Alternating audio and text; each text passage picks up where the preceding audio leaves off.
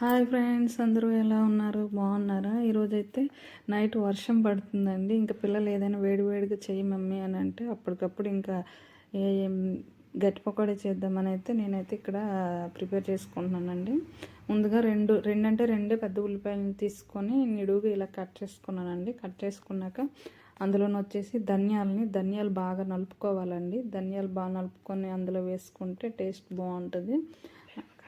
అలాగే పచ్చిమిర్చి నాకు అక్కడ ఎక్కువ లేవు, జస్ట్ 2 ఉంటే అలా చీలికలేసాను. అందులో కూడా కారం లేదులేండి.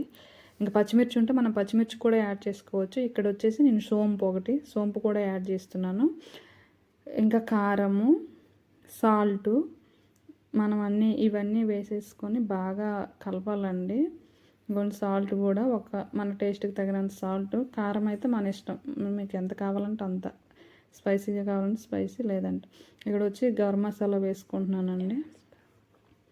గరం మసాలా అవన్నీ వేసేసి ఉల్లిపాయలో ఉండే వాటర్ వచ్చే వరకు మనం బాగా కలపాలండి కింద మీద. ఈలోగా ఉప్పు కారం అన్నీ ఆ ఉల్లిపాయలకి పట్టుకుంటాయి అన్నమాట. అలా మొత్తం మసాలా అంతా వాటికి పట్టేలోపు ఈలోపు మనం మిగతావి అంటే ఆ పిండి ఏదైతే ఉందో మనం వాటర్ వేయకుండా ఈ ఉల్లిపాయల్లో వచ్చే వాటర్తోనే మనం పిండి కలుపుకోవచ్చండి. ఆ వాటర్ అనేది అస్సలు యాడ్ చేయని అవసరం లేదు, దీంట్లో వచ్చే వాటర్తోనే సరిపోతుంది. నేను ఆకలి అవుతుందని తొందరగా పోసేసాను. ఇక్కడైతే ఒక 2 స్పూన్స్ వరిపిండి అయితే ఉంటుందండి. వరిపిండి అయితే కంపల్సరీ అండి. ఉత్త శనగపిండి అయితే మెత్తగా ఉంటుంది, వరిపిండి వేస్తే కొంచెం కరకరలాడుతూ బాగుంటుంది. ఇక్కడ టేస్ట్ అదే పిండి ఎంత పడుతుంది ఏంటనేది మనం చూసుకొని వేసుకోవాలి. ఇక్కడ కరివేపాకు ఒకటి యాడ్ చేస్తున్నానండి. ఇంకా వచ్చే వాటర్తోనే సరిపోద్దండి, ఎక్కువ ఏం అవసరం లేదు.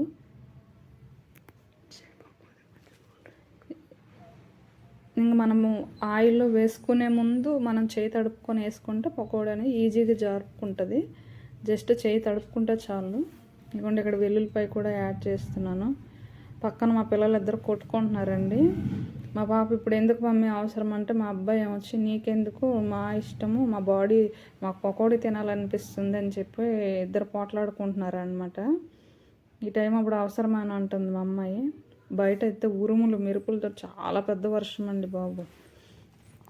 ఇంకా సరేలే ముందుగానే నేను ఆయిల్ ఫ్రీ హీట్ చేసుకున్నానండి. బాగా మంచి వేడి మీద ఉండగానే మనం వేసుకోవాలి. సిమ్లో ఉంటే ఏంటంటే మెత్తపడిపోయి అంత బాగా వేగదు. బాగా ఆయిల్ వేగినప్పుడే వేసేసుకోవాలన్నమాట. పక్కన కుక్కర్ని చూసి కామెంట్ చేయకండి, ఎందుకంటే అన్నం పొంగిపోయింది, నేను కొంచెం రైస్ ఎక్కువ పెట్టేశాను. ఇంకా మనం అటు ఇటు కదిపితే ఉంటే తొందరగా వేగిద్ది, చాలా బాగుంటుంది. కింద వేసి అలాగ వదిలేస్తే ఏంటంటే మెత్తగా ఉండిపోద్ది అనమాట. కింద మీద కలుపుతూ ఉంటే అన్ని వైపులా బాగా వేగి పకోడీ కరకరలాడుతూ చాలా అంటే చాలా బాగుంటుంది. చూడండి బయట ఉరుములు మెరుపులతో వర్షం అనమాట. ఈ వర్షం ఎప్పుడు పడుతుందో తెలియదు, ఎప్పుడు ఆగుతుందో తెలియదు, కానీ పిడుగులు అయితే చాలా పడ్డాయండి మా చుట్టుపక్కల. భయం వేసింది. చాలా పెద్ద వర్షం, నాన్ స్టాప్గా 2.5 hours పడింది.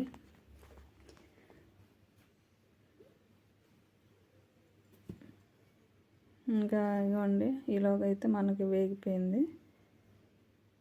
ఆయిల్ కూడా ఎక్కువ పీల్చదండి, ఎందుకంటే వాటర్ వేయం కాబట్టి. అందరూ వీడియోస్ అయితే చూస్తున్నారు కానీ ఎవరు సబ్స్క్రైబ్ చేసుకోవట్లేదండి. ప్లీజ్ అండి సబ్స్క్రైబ్ చేసుకోండి, అలాగే కామెంట్ కూడా పెట్టండి. రెసిపీ కూడా ట్రై చేయండి, చాలా బాగుంటుంది.